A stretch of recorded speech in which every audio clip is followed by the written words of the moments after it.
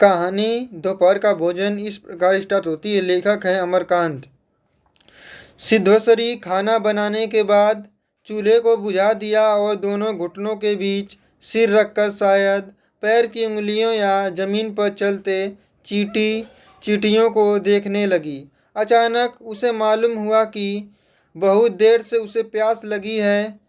वह मतवाले की तरह उठी और गगरे से लोटा भर पानी लेकर गटगट चढ़ा गई।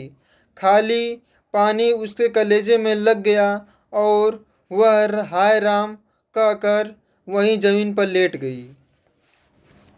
लगभग आधे घंटे तक वहीं उसी तरह पड़ी रहने के बाद उसके जी में जी आया। वह बैठ गई, आंखों को मल मल कर इधर उधर देखा और फिर उसकी दृष्टि ओसारे में अटूटे खटोले पर सोए 6 वर्षीय प्रमोद पर जम गई। लड़का नंग अधंग अधंग पड़ा था। उसके गले तथा छाती की हड्डियां साफ दिखाई देती थी। उसके हाथ पैर बासी ककड़ियों की तरह सूखे तथा बेजान पड़े थे और उसका पेट हड्डियां की तरह फूला हुआ था। उसका मुंह खुला था और उस पर अनगिनत मक्खियां बैठ उड़ रही थी। वह उठी, बच्चे के मुंह पर अपनी एक फटा गंदा ब्लाउज डाल दिया और एक आध मिनट शून्य खड़ी रहने के बाद बाहर के बरामदे पर जाकर किवाड़ की आड़ से गली निहारने लगी। 12 बज चुके थे। धूप अत्यंत तेज थी और कभी कभी एक दो व्यक्ति सिर पर तौलिया या गमछा रखे हुए या मजबूती से छाता ताने हुए फुर्ती के साथ लपकते हुए सामने से गुजर जाते। 10-15 मिनट तक वह उसी तरह खड़ी रही। फिर उसके चेहरे पर व्यग्रता फैल गई और उसने आसमान तथा कड़ी धूप की ओर चिंता से देखा। एक दो क्षण बाद जब उसने सिर को किवाड़ से काफी आगे बढ़ाकर गली के छोर की तरफ निहारा तो उसका बड़ा लड़का रामचंद्र धीरे धीरे घर की ओर सरकता नजर आया। उसने फुर्ती से एक लोटा पानी ओसारे की चौकी के पास नीचे रख दिया और चौके में जाकर खाने के स्थान को जल्दी जल्दी पानी से लिपने पोतने लगी। वहाँ पीढ़ा रख कर उसने सिर को दरवाजे की ओर घुमाया ही था कि रामचंद्र ने अंदर कदम रखा। नेक्स्ट भाग है। रामचंद्र आकर धम से चौकी पर बैठ गया और फिर वहीं बेजान सा लेट गया। उसका मुंह लाल तथा चढ़ा हुआ था। उसके बाल अस्त व्यस्त थे और उसके फटे पुराने जूतों पर गर्द जमी हुई थी।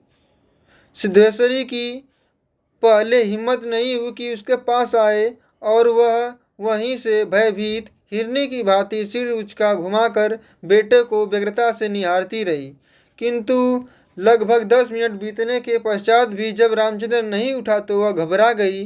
पास जाकर पुकारा, बड़कू बड़कू, लेकिन उसने कुछ उत्तर नहीं दिया।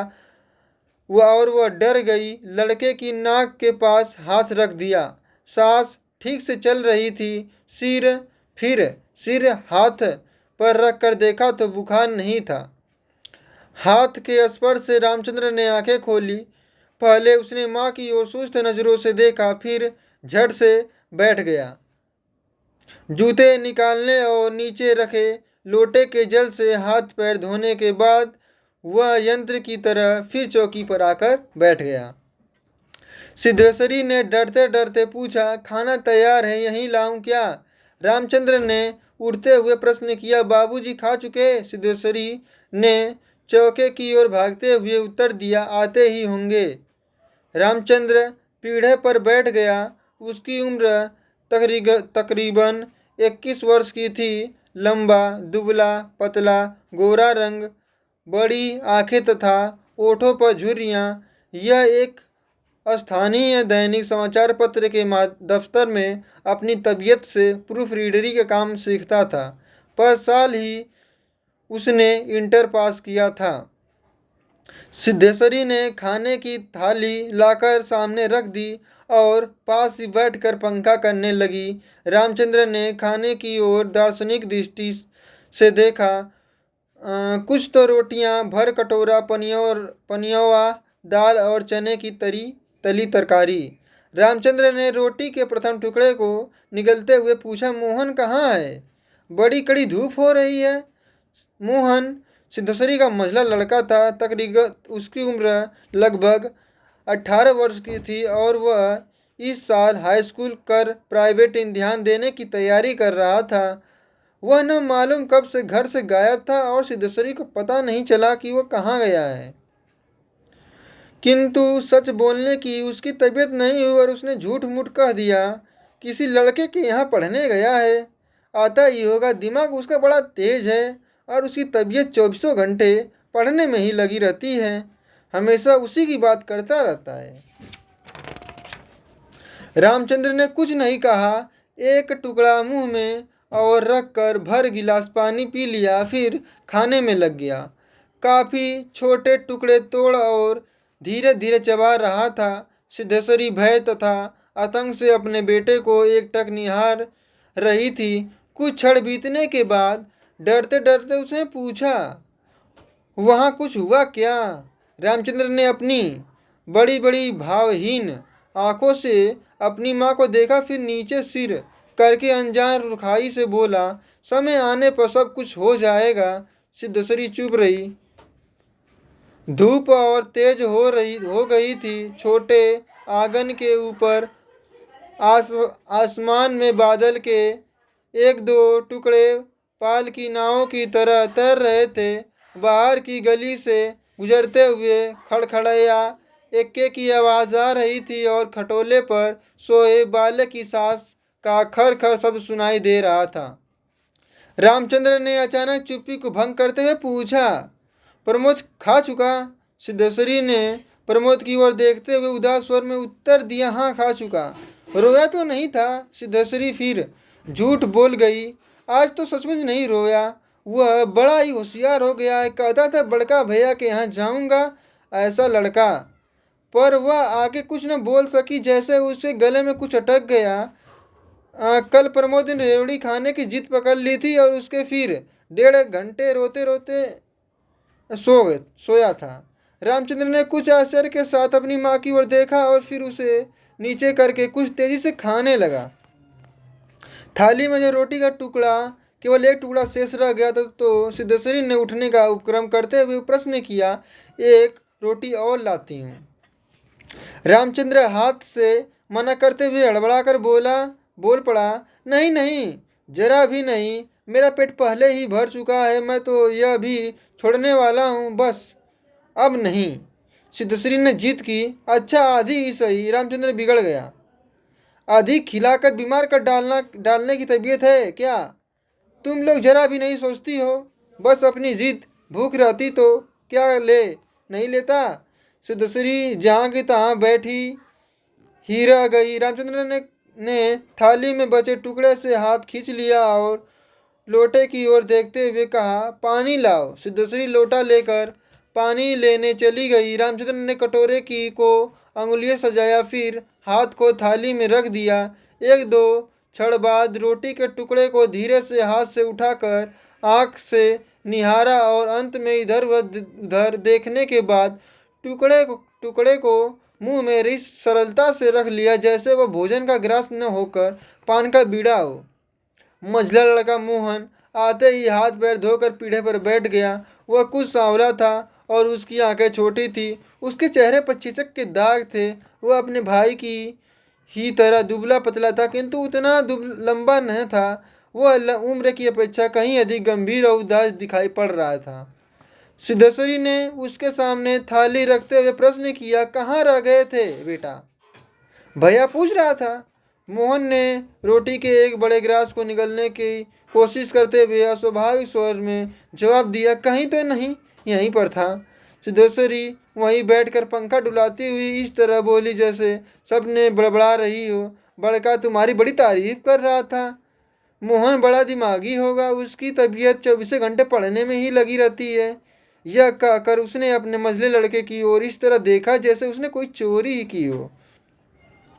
मोहन अपनी माँ की ओर देखकर फीकी हंस पड़ा और फिर खाने में जुट गया। वह परोसी गई 2 रोटियों में से एक रोटी कटोरे की 3/4 दाल तथा अधिकांश तरकारी साफ कर चुका था। सिद्धेश्वरी की समझ में नहीं आया कि वह क्या करे। इन दोनों लड़कों से उसे बहुत डर लगता था। अचानक उसकी आंखें भर आईं, वह दूसरी ओर देखने लगी। थोड़ी देर बाद उसने मोहन की ओर मुंह फेरा तो लड़का लगभग खाना समाप्त कर चुका था। सिद्धेश्वरी ने चौंकते हुए पूछा, एक रोटी और देती हूँ? मोहन ने रसोई की ओर रहस्यमय नेत्रों से देखा, फिर सुस्त स्वर में बोला, नहीं। सिद्धेश्वरी ने गिड़गिड़ाते हुए कहा, नहीं बेटा, मेरी कसम थोड़ी ही ले लो, तुम्हारे भैया ने एक रोटी ली थी। मोहन ने अपनी माँ की ओर गौर से देखा, फिर धीरे धीरे इस तरह उत्तर दिया जैसे कोई शिक्षक अपने शिष्य को समझाता है, नहीं रे, बस अव्वल तो अब भूख नहीं, फिर रोटियां तूने ऐसी बनाई है कि खाई नहीं जाती, न मालूम कैसी लग रही हैं। खैर, अगर तू चाहती ही तो कटोरे में थोड़ी दाल दे दे, दाल बड़ी अच्छी बनी है। सिद्धेश्वरी से कुछ कहते न बना और उसने कटोरे को दाल से भर दिया। मोहन कटोरे को मुंह से लगाकर सूड़ सूड़ पी रहा था कि मुंशी चंद्रिका प्रसाद जूतों को खस खस घसीटते हुए आए और राम का नाम लेकर चौकी पर बैठ गए। सिद्धेश्वरी ने माथे पर साड़ी को कुछ ऐसे नीचे खिसका लिया और मोहन दाल को एक सांस में पीकर तब पानी के लोटे को हाथ में लेकर तेजी से बाहर चला गया। दो रोटियां, कटोरा भर दाल तथा चने की तरी तरकारी मुंशी चंद्रिका प्रसाद पीढ़े पर था पालथी मारकर बैठे रोटी के एक एक ग्रास को इस तरह चबा रहे थे जैसे बूढ़ी गाय जुगाली करती है। उनकी उम्र तकरीबन 35 वर्ष की थी लगभग, किंतु 50-55 के लगते थे। शरीर के चमड़े झूल रहे थे और गंजी खोपड़ी आईने की भांति चमक रही थी। गंदी धोती के ऊपर अपेक्षाकृत कुछ साफ बनियाई तार तार लटक रही थी। मुंशी जी ने कटोरे को हाथ में लेकर दाल को थोड़ा सुड़सुड़ाते हुए पूछा, बड़का दिखाई नहीं दे रहा है? सिद्धेश्वरी की समझ में नहीं आ रहा था कि उसके दिल में क्या हो गया है, जैसे कुछ खाट काट रहा हो। पंखे को जरा और जोर से घुमाती हुई बोली, अभी अभी खाकर काम पर गया है, कह रहा था कुछ दिनों से में नौकरी लग जाएगी, हमेशा बाबूजी बाबूजी किए रहता है। बोला, बाबूजी देवता के समान है। मुंशी जी के चेहरे पर कुछ चमक आई। शर्माते हुए पूछा, एक कहता था बाबूजी देवता के समान, बड़ा पागल है। सिद्धेश्वरी पर जैसे नशा चढ़ गया था। उन्माद की रोगड़ी की भांति बड़बड़ाने लगी, पागल नहीं है, बड़ा होशियार है, उस जमाने का कोई महात्मा है। मोहन तो उसकी बड़ी इज्जत करता है। आज कह रहा था कि भैया की शहर में बड़ी इज्जत होती है, पढ़ने लिखने वालों में बड़ा आदर होता है, और बड़का तो छोटे भाइयों पर जान देता है। दुनिया में वह सब कुछ सह सकता है, पर यह नहीं देख सकता कि उसके प्रमोद को कुछ हो जाए। मुंशी जी दाल लगे हाथ को चाट रहे थे। उन्होंने सामने की ताक की ओर देखते हुए कुछ सांस कर हंस कर कहा, बड़का का दिमाग तो खैर काफ़ी तेज है, वैसे लड़कपन में बड़ा नटखट भी था, हमेशा खेल कूद में लगा रहता था। लेकिन यह भी बात थी कि जो सबक मैंने उसे याद करने को देता था उसे बर्राक रखता। असल तो यह है कि तीनों लड़के बड़े काफ़ी होशियार हैं, प्रमोद को कम समझती हो? यह कहकर वह अचानक जोर से हंस पड़े। मुंशी जी 1.5 रोटी खा चुकने के बाद एक गिलास से युद्ध कर रहे थे। कुछ कठिनाई होने पर एक गिलास पानी चढ़ा गए, फिर खर खर खास कर खाने लगे। फिर चुप्पी छा गई। दूर से किसी आटे की चक्की की फुक फुक आवाज़ सुनाई दे रही थी और पास के नीम के पेड़ पर बैठा कोई पांडु लगातार बोल रहा था। से दूसरे की समझ में नहीं आ रहा था कि क्या कहे। वह चाहती थी कि सभी चीज़ें ठीक से पूछ लें, सभी चीज़ें ठीक से जान लें और दुनिया की हर चीज़ पर पहले की तरह धड़ल्ले से बात करे, पर उसकी हिम्मत नहीं होती थी। उसके दिल में न जाने कैसा भय समाया हुआ था। अब मुंशी जी इस तरह चुपचाप दुबके हुए खा रहे थे जैसे पिछले 2 दिनों में मौन व्रत धारण कर रखा हो और उसके कहीं जाकर आज शाम को तोड़ने वाली हो। सिद्धेश्वरी से जैसे नहीं रहा गया। बोली, मालूम होता है आज बारिश नहीं होगी। एक मुंशी जी एक क्षण के लिए इधर उधर देखा, फिर निर्विकार स्वर में राय दी, मक्खियाँ बहुत हो गई हैं। सिद्धेश्वरी ने उत्सुकता प्रकट की, फूफा जी बीमार हैं, कोई समाचार नहीं आया। मुंशी जी ने चने के दाने की ओर इस दिलचस्पी से दृष्टिपात किया जैसे उनसे बातचीत करने में वाले हों। फिर श्रीनगर में लड़की की शादी तय हो गई। लड़का MA पास से। सिद्धेश्वरी हड़प चुप हो गई।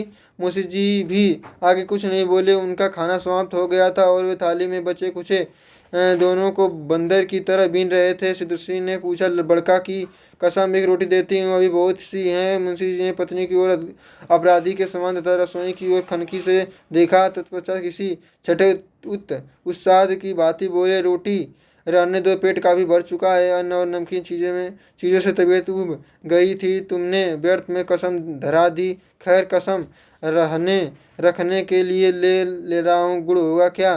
जिसने ने बताया कि घड़िया में थोड़ा सा गुड़ है। मुंशी जी ने उत्साह के साथ कहा, थोड़ा गुड़ का ठंडा रस बनाओ, पीऊंगा। तुम्हारी कसम भी रह जाएगा, जायका भी बदल जाएगा, साथ ही साथ हाजमा भी दुरुस्त होगा। हाँ, खाते खाते नाक में दम आ गया। यह कहकर वे आड़ाफ से हाँफ कर पड़े। मुंशी जी से निपटने के पश्चात दूसरी उनकी जूठी थाली लेकर चौके की जमीन पर बैठ गई। बटलोई की दाल को कटोरे में धड़ेल दिया, पर वह पूरा भरा नहीं।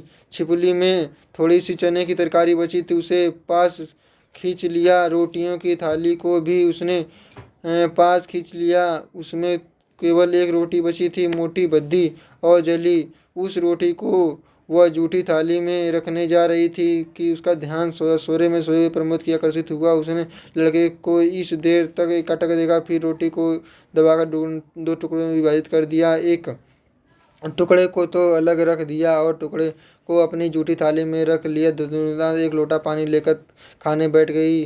उसने पहला गिलास मुंह में रखा और तब न मालूम कहाँ से उसकी आंखों में टप टप आंसू छूने लगे। सारा घर मक्खियों से भनभना रहा था। आखिर आंगन की अलगनी पर एक गंदी साड़ी टंगी थी, जिसमें एक कई पैबंद लगे हुए थे। दोनों बड़े लड़कों का कहीं पता नहीं था। बाहर की कोठरी में मुंशी जी औंधे मुंह होकर निस्तान के साथ सो रहे थे, जैसे 1.5 महीने पूर्व मकान किराया नियंत्रण विभाग की कलकरी से उनकी छटनी न हुई थी हो और शाम को उनकी काम की तलाश में कहीं जाना हो।